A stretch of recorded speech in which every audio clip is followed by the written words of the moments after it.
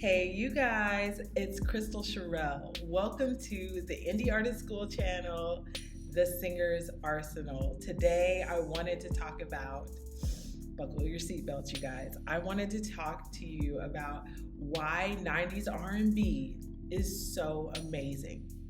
I don't know about you, but as an R&B singer, I know that I look to I look to Whitney Houston. I was about to say I look to you, which is ironic, but anyway, I look to Whitney Houston, I look to Mariah Carey, I look back to the 90s for inspiration, and honestly, those artists shaped me as a singer. That's what I grew up with.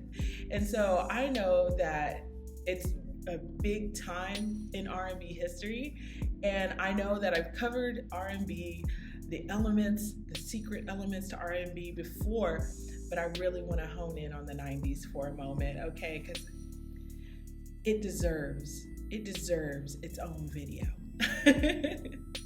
All right, so let's get into it. You can't talk about 90s R&B without talking about, number one, New Jack Swing.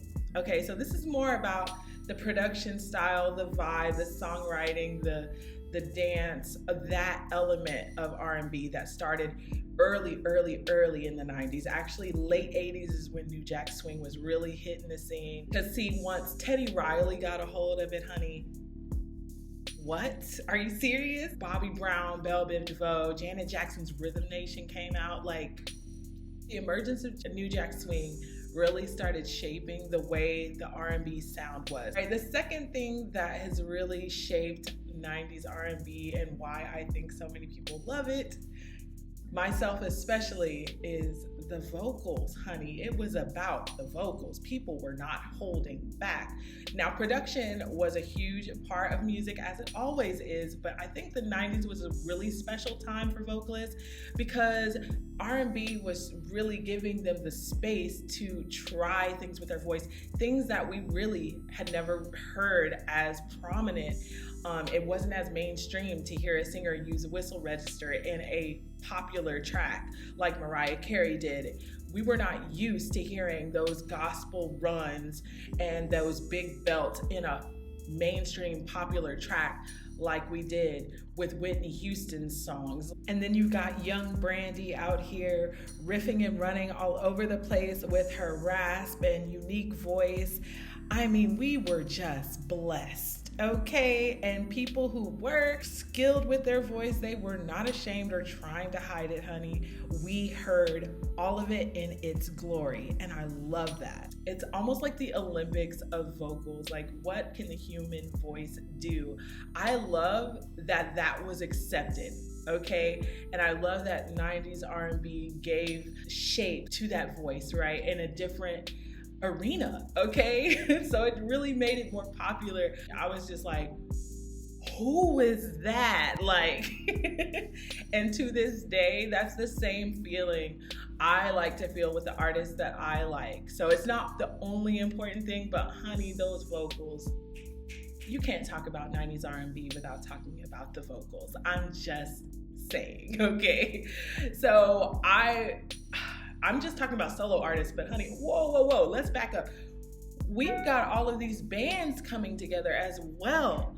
What? We got Boys to Men, and then we start getting Jagged Edge, and we've got Destiny's Child at the end of the 90s. We got 112, we got Jodeci. Oh my gosh, like the list goes on. The 90s was crazy. H-Town.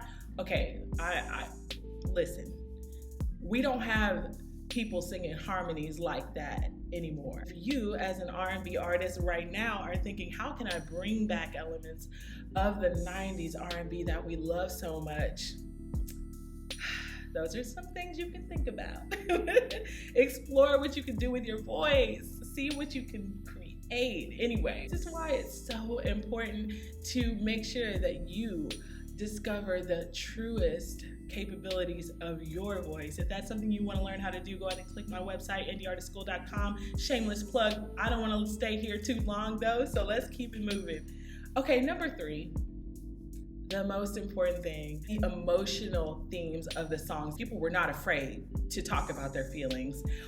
People were putting it all out there. Honestly, I call it like the begging era. I used to love when a man would be singing and he'd be on his knees begging, please, because I love you so much, girl. Like, I'm talking, we're belting. It feels like they're crying on the track sometimes. Like, you can't listen to 90s R&B and not feel something.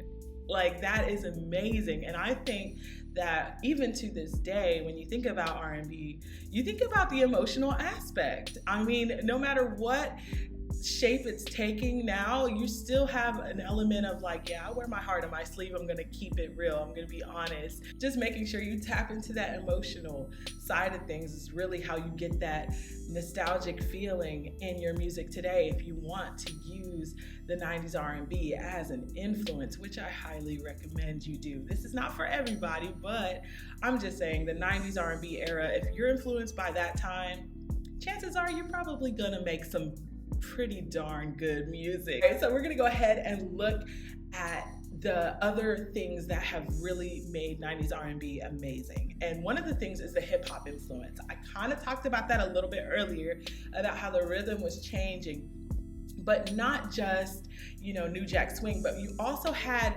artists who would they'll sing and then they'll start rapping. The person that I want to really represent this fusion of hip hop and R&B, I think she really did get it right, okay? It's Lauryn Hill. Just because when Miseducation of Lauryn Hill came out in 1998, it was really, really making waves. And to this day, if you ask somebody who their favorite hip hop artists are, she ends up on their list. And if you ask somebody who their favorite R&B artists are, she comes up on their list. And there's very few artists that will come up on both people's lists.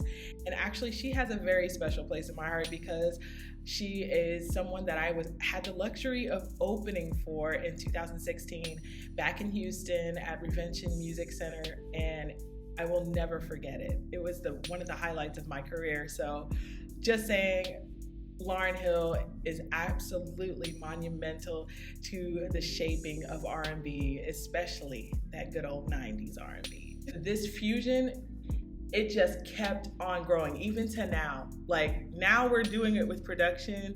Now we're doing it with rap singers. And honestly, the rappers are singing and the singers are rapping.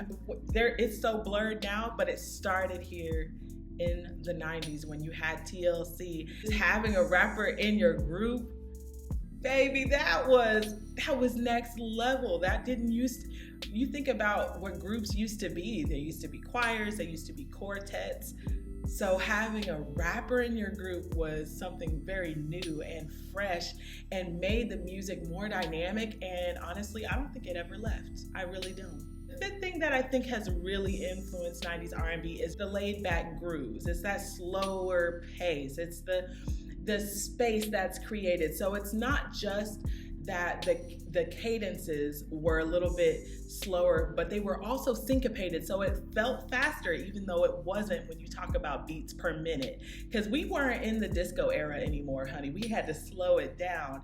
And so it's this really swaggy feeling. Okay, I'm not trying to get my video demonetized by singing the whole song, but it's the rhythm that feeling like this. It's a little bit slow, but it's giving hip hop, right? That fusion of that is really giving that space for people to sing, but also rap or do whatever they want in those spaces. And artists were really taking liberties and experimenting with this. And then we started getting some fusions happening with funk and soul. And then people started integrating synthesizers and drum machines, and it started getting a little bit more electronic. And then you had the rise of neo soul, which I absolutely love as well. You had Erykah Badu coming out, and I was like, oh, okay. So I don't know about you, but I started noticing a pattern. The more and more I was researching about 90s R&B, and the more I went back in my mind and remembered, I was like, oh, I think I get it. I think I know why we love 90s R&B so much, at least for me. I think it's because it marked a time of exploration and creativity. and most of all, acceptance of all of the different ways people could express their art. In the scope of R&B, it just got bigger. Everybody was invited to the table. It was beautiful, and I think that same amount of creativity should be embraced today, and I think it's continuing to grow and expand. While I'm very nostalgic about 90s R&B, I'm also really excited to see what R&B is going to become. So I love looking back so that we could take inspiration, so that we could bring something new now. I can go on about this, to be real. But I want to know what your biggest thing you love about 90s R&B is. And if you leave me a comment, I really want to know this. This is a big thing. This is almost like zodiac signs. What's your favorite 90s R&B song? Ooh, yeah, one. Yeah, not artist, song. I want to know what yours is. And it'll be interesting to see if a lot of you have the same song. But anyway, I hope you guys have a wonderful day and happy singing.